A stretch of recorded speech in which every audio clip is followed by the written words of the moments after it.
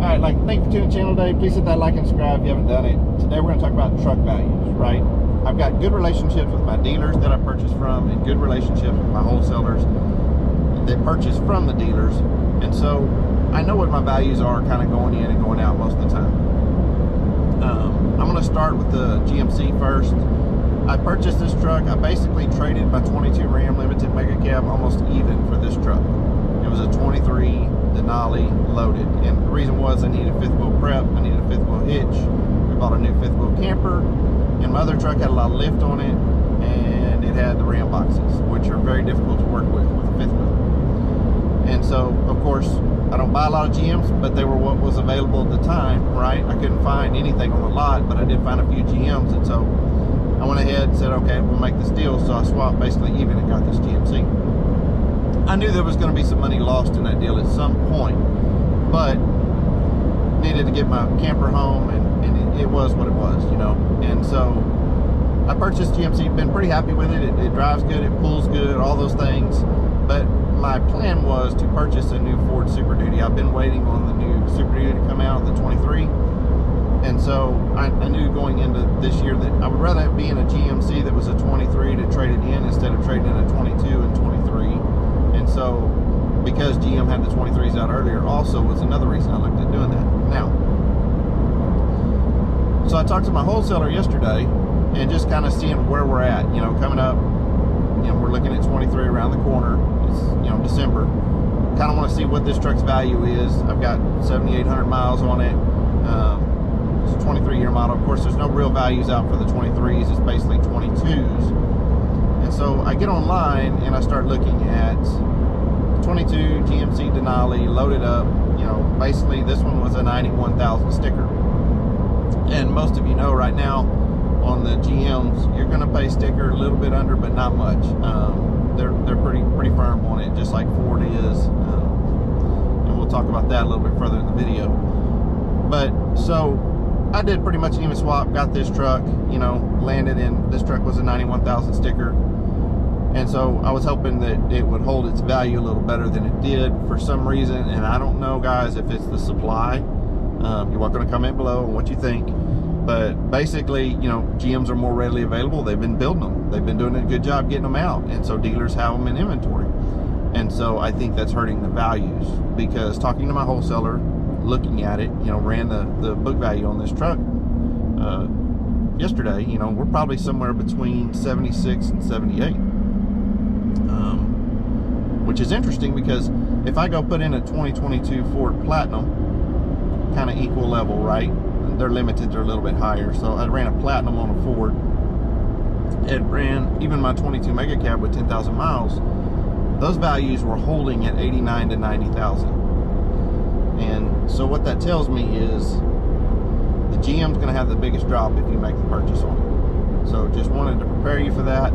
You know, I don't make the numbers. You can go to KBB, you can run the same analysis on the trucks, you can see what you can pay for them, and then, you know, or NADA also, and you can see what they drop down to. Generally, the past 6 or 7 trucks, and guys, this is why I go with Ram most of the time, because I buy Rams at Invoice. I've got really good dealers. They know I buy a lot of trucks, so they don't try to make all their money on one truck on me.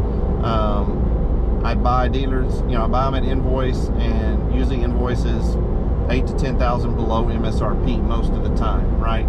And so, for example, like that Mega Cab I had, I think it was a 93, 94 sticker, and I think I gave like 83 or 84,000 for that truck.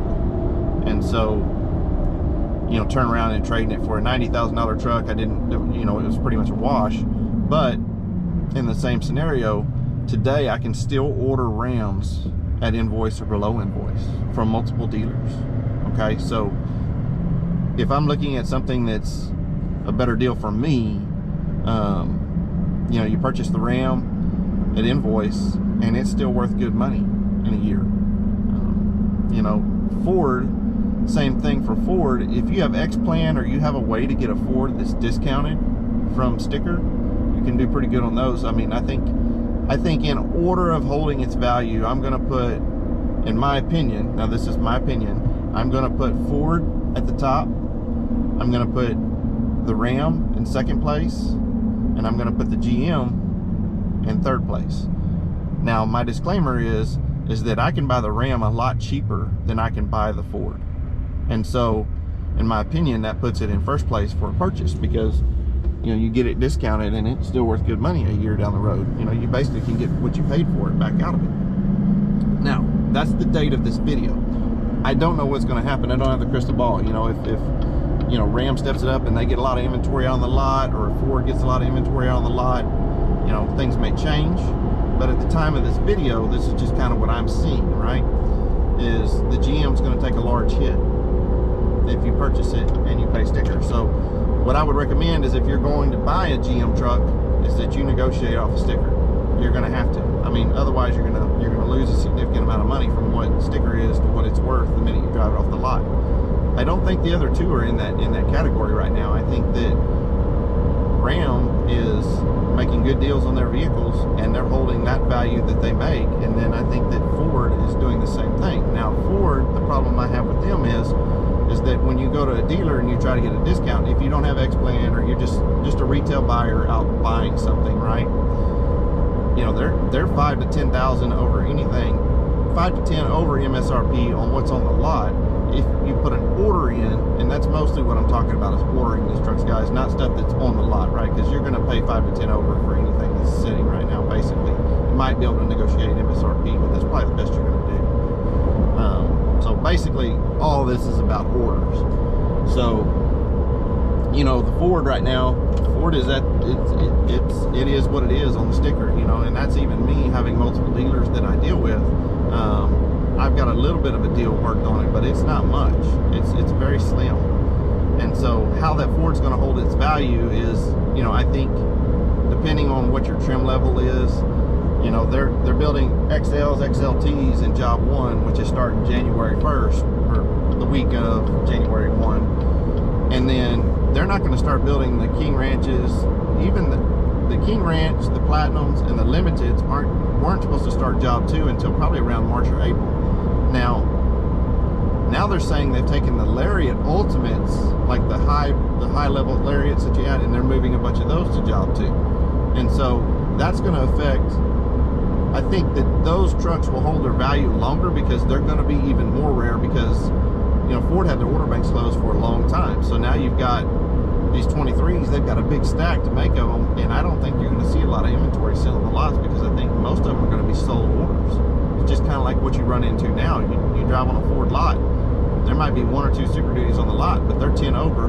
You know, the dealer's got to make their money on it. And to be fair, right, they're not getting trucks where they can just make $1,000 on each one, or $2 or $3 on each truck, because they're not getting that volume anymore. So I understand their position of, if it's in inventory, we've got to make some money on it. I mean, they got to keep their lights on, they got to pay their people, and it's just the way the world works, right? Until they start getting volumes again. But that's one of the reasons I look at the GM and say they should start discounting off of their stickers, because they're getting the volume again, okay? And so I think that's going to happen across the board. And I think as these vehicles get more volumes, I think the used values will start dropping some. But like I said, that's all just my opinion. It's what I see. You know, I was a little bit disappointed with the value drop in the GM this year, and that just happened over the past month and a half.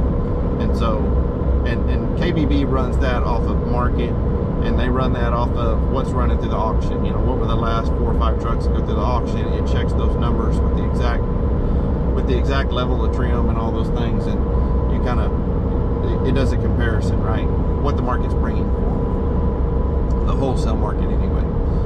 So just kind of wanted to put that out there. You know, if you're looking at a vehicle, you know, some of the things to think about.